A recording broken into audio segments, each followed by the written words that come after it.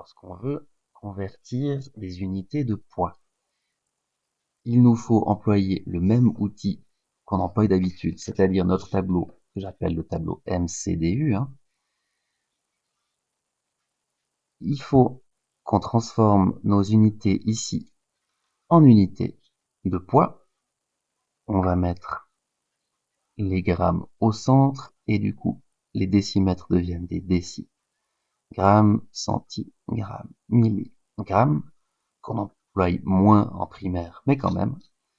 Et ensuite, déca, grammes, hectogrammes et le plus connu, kilogrammes.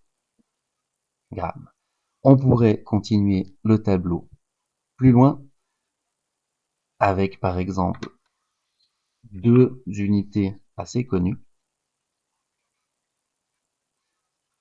Le quintal qui vaut 100 kg.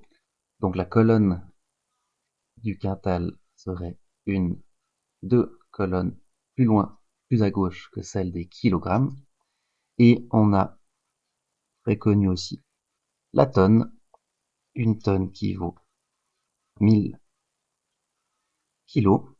Et donc la tonne serait, on a 1, 2, 3 zéros.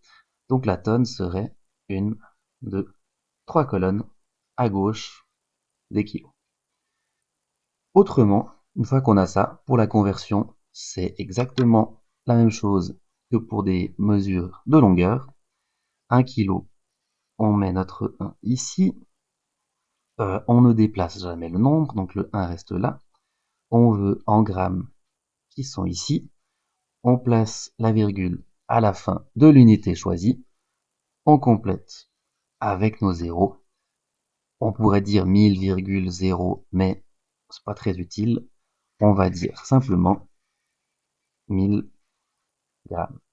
Et donc, pour compléter 1 kg, ça fait 1000 grammes. Pareil, si on va dans l'autre sens, 1 centigramme. On place notre 1 ici. On veut en décigrammes. Donc, on ne déplace pas le nombre. On place la virgule à la fin de l'unité choisie. On veut en décigrammes, donc on met la virgule à la fin de la colonne des décigrammes. Et ça nous fait 0,1 décigramme. 0,1. Pareil, si on voulait employer, là c'est pour des poids, mais c'est le même principe si on voulait faire avec des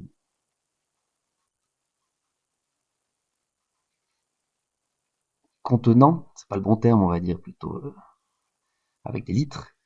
Le principe est exactement le même.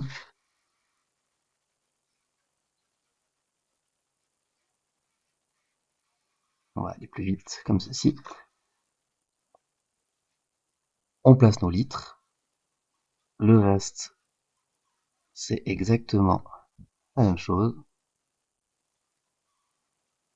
Hectolitres, kilolitres. Et le principe est exactement le même. Si on a, on va dire, 1 litre, on veut transformer nos 1 litre en décilitres. On emploie beaucoup en cuisine par exemple. Pareil, on ne déplace pas le nombre, on place la virgule à la fin de l'unité choisie. 1 litre en décilitres, on rajoute notre 0, ça fait 10 décilitres. Aucun piège, aucun changement, pas besoin de doubler ou tripler les colonnes comme pour les mètres carrés ou les mètres cubes.